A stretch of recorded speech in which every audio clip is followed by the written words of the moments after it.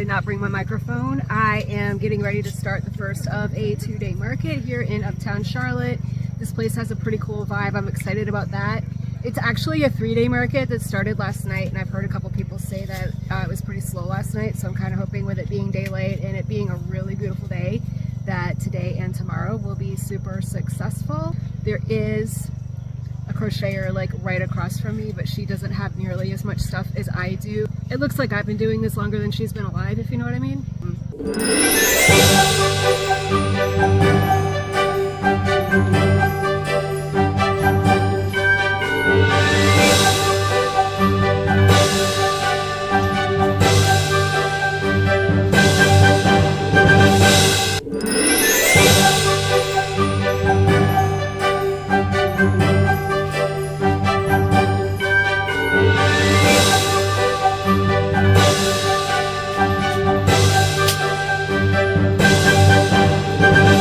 Hello fiber friends, today is Monday, December 22nd, and this is episode 16 of Vlogmas, which means I'm going to be doing some catch-up episodes between Christmas and New Year's. And the reason why I have not shared a video with you for the past 3 days was that I am just finishing a 2-day market, Saturday and Sunday, and then on Friday I was just super busy tagging all my last minute items and getting the car packed up and still having to work and everything. So I will catch up. I'm going to do 25 episodes between now and the new year.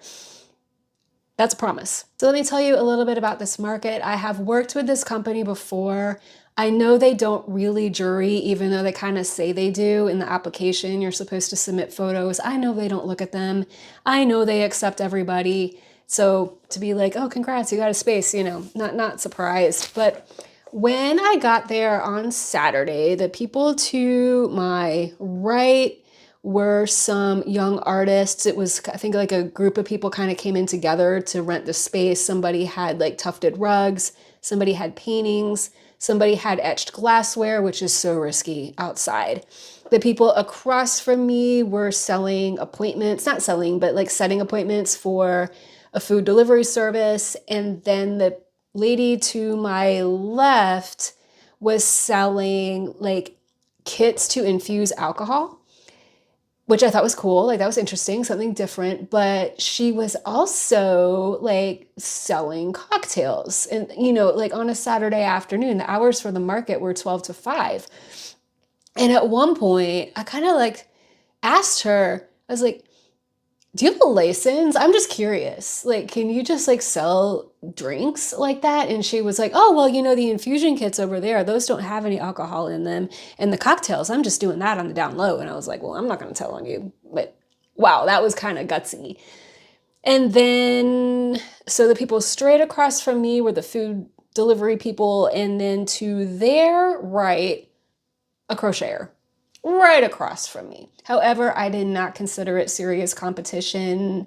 It was 2 girls, maybe college age, maybe a little bit older, but I did not think their stuff was very interesting. It was, number one, they didn't have a lot of variety. They maybe had 20 things for sale.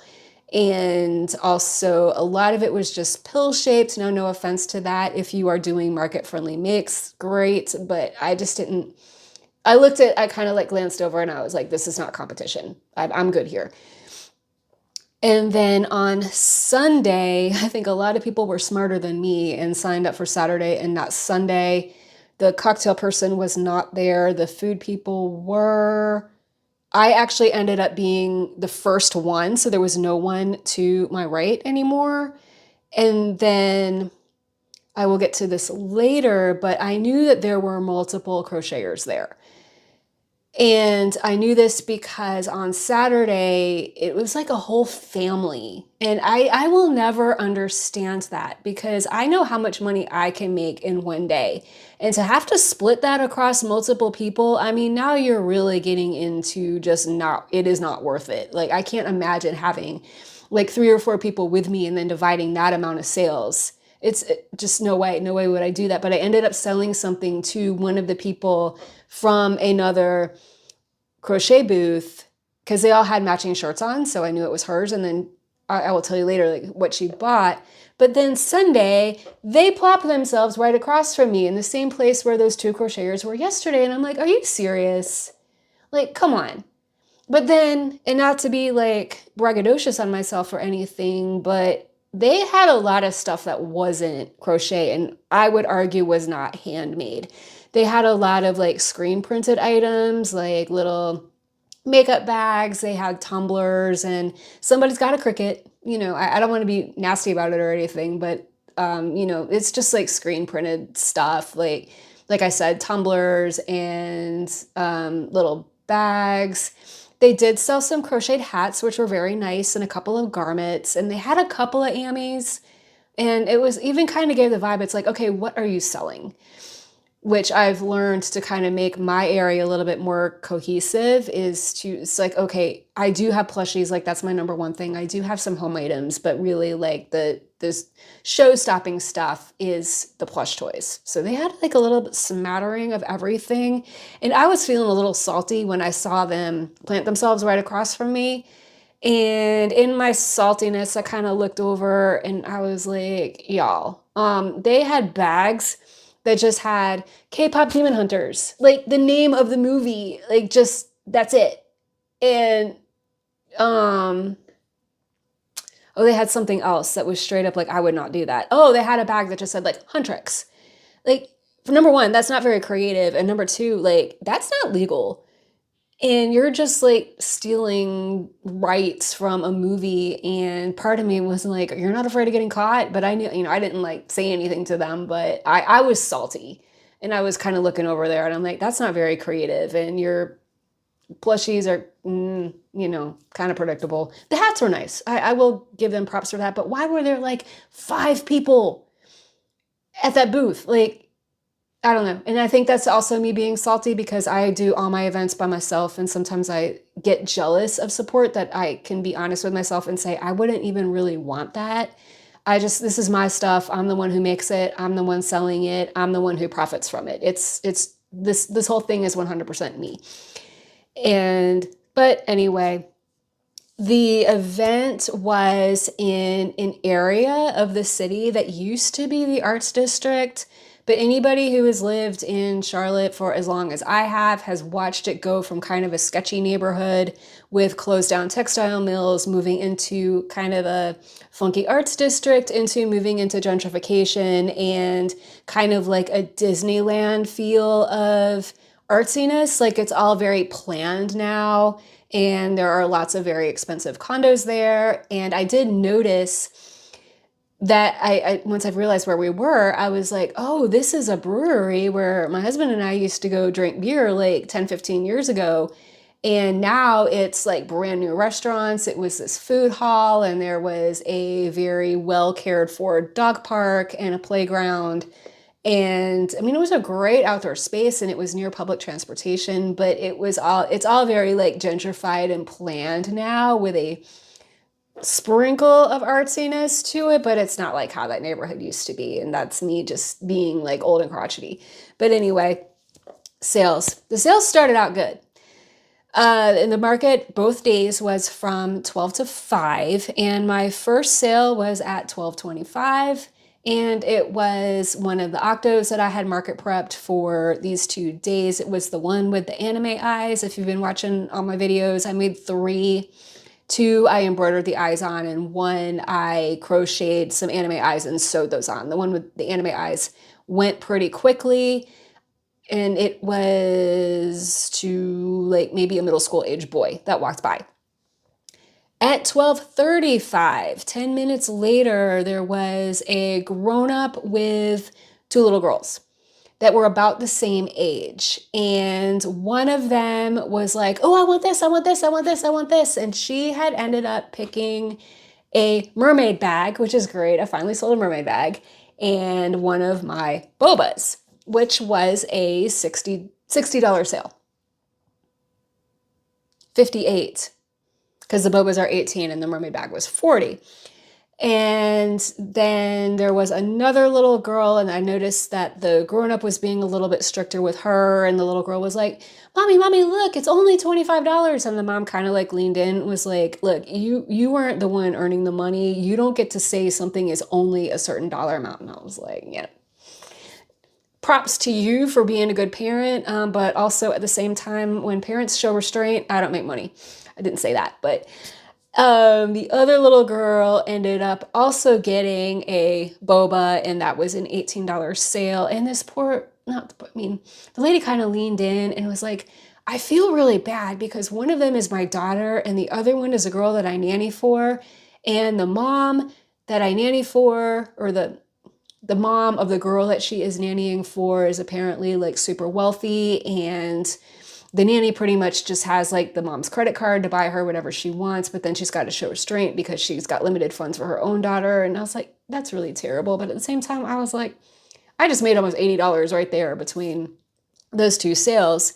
The boba and mermaid bag, I'm looking at my sales right over here, was at $12.35, and then just the boba at $12.36. And I'm like, okay, like first hour in, I had already met my booth fee for both days. I'm like, this is great.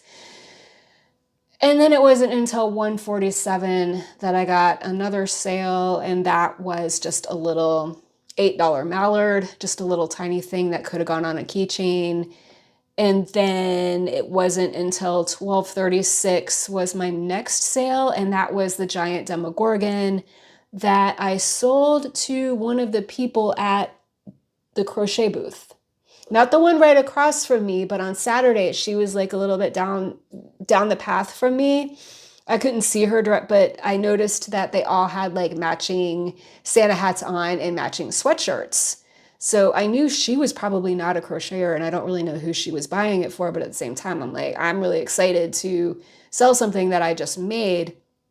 And then at some point, I had one cash sale. It might have been after, and that was 2 raccoons for $30. It was a mom with 2 kids, and both kids had picked out a raccoon. And mom was really good. She's like, okay, this is your money. And for the other one, it was like, you don't have any money left, but this is your birthday. And of course, the kids were like, yes, I want these.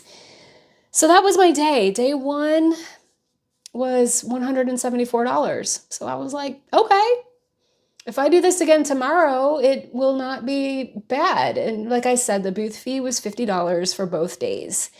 And let me just tell you how great it was to pack up my car on Saturday. The show ended at 5, and that's about when it's getting dark around here right now.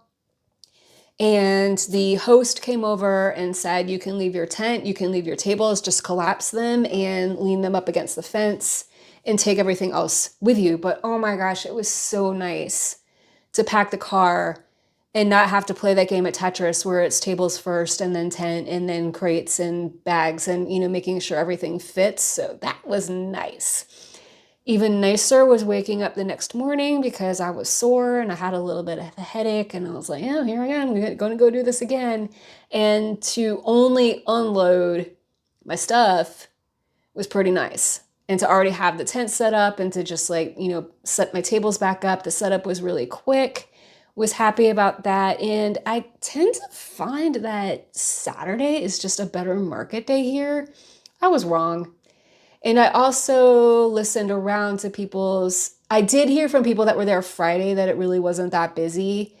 And I heard people say, I did Friday and Saturday, or I did Saturday only. And I'm thinking, maybe I did not make a good decision doing Saturday and Sunday. But I had already paid for it. I wasn't going to not show up.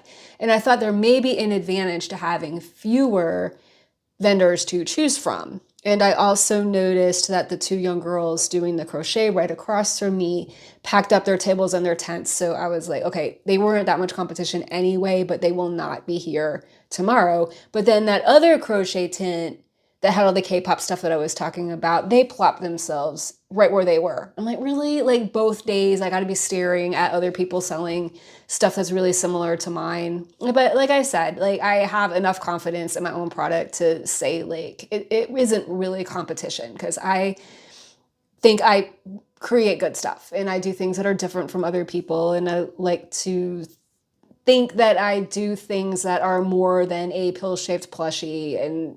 But anyway, on Sunday, give me 1 second. Sunday started out super slow, and there were just no people. There was some live music coming out of a restaurant across from us, but I mean, there were no dogs in the dog park. A few people were walking down the walkway, and the people selling that food delivery were like professional barkers. So, I mean, they stopped everybody and was trying to get them to enter into a drawing for a free delivery of some food. And they were like, oh, no, we're on our way to the Panthers game. Because that path would take them right to public transportation, which would take them right to the football stadium. And they're definitely not going to stop and buy something, not only because they're going to have to lug it around, but also you're not allowed to bring stuff into the stadium that's not in a clear bag. So they definitely knew they were not going to buy anything from me. And I thought, well, maybe on their way back, but then the people around me were like, oh no, that game is still going to be going on by the time we're packing up. And I really did not notice traffic coming back, and probably by the time the game ended and they got out of the stadium and into the public transportation and back to that part of town, we would have been long gone at that point. So on Sunday, my first sale was at $12.54, and it was one of the Baby Safe plushie ducks. The amateur hour ones that I had market prepped, it went to a little baby. I think the parents walked by and the baby was just like, ah, and they got it for him. It was only $10. I sold a strawberry keychain at $127, and at $256 I sold the Spark the Dragon that I had prepped for this week. And because I don't put my cash sales through Square and I don't write down what time they happened, I sold to some young people walking by. I feel so old when I say that, but they were like college age. Maybe they were older, but they looked college age to me. Somebody bought must have been one of my dashboard ducks, one of the acrylic ones, and I remember now. It was like one of the dashboard, like a Jeep duck sized duck that I make, and a strawberry keychain. That would have been $18, but they gave me $20 and did not want change. And then at one point, it was a little girl with her dad, and I caught myself being insensitive, but it worked out. I said to the little girl's looking around, and I'm like, well, what's your favorite animal? And she couldn't answer that question, and I should not have said this, but I said, have you bought anything for your mom yet? And as soon as I said it, I was like, oh no, what if the answer is my mom's dead, or my mom, I just was like really insensitive. I was like, I should not have said that. But it worked out because Dad looked at the little girl and was like, no, you haven't gotten Mom anything yet. And I was like, oh, thank God. Like, that, what a horrible thing to say. I'm usually pretty good at like referring to the adults or the kids as your grown-ups, because you don't know like if they're in foster care or that's a step parent. Like I just really try hard not to assume. And then it slipped out. Did you get anything for your mom? And then she ended up buying a bowl cozy, and the small ones I sell for $15, but Dad gave me a $20 and said, I don't want change. So that was nice. Like, I got tipped in cash twice. And day 2 was that was it. Like, and then by 4 o'clock, everybody around us, we were just like, let's just go home. Let's just all agree to end this now. And it was going to get dark anyway. I know you should not leave a market earlier, but there was just no one. And we all agreed. Like, about 4:15, we were like, let's just call it for the day. And my sales on Sunday were $93, which over 2 days, $267 minus $100 in vendor fees. Not great. Not the worst. And again, because I came in not really expecting much, it's okay. There will be good markets. I think I may try to find one around Valentine's Day. I have a lot of things that I want to do over the next like 6 weeks or so. So, it's all good. It's all right. And they're not all winners. And I've learned December is just not a good season. The weather is too unpredictable. People are not making impulse purchases, walking past a pop-up market. and it's fine. Like, just stop. I really need to tell myself, like, call it a wash. If I, maybe stop around Thanksgiving time. Or maybe even slightly before Thanksgiving, because I know people do not shop outdoors Thanksgiving weekend. But anyway, that was my market recap. I will be back tomorrow. I got some ideas for some videos, so see you then.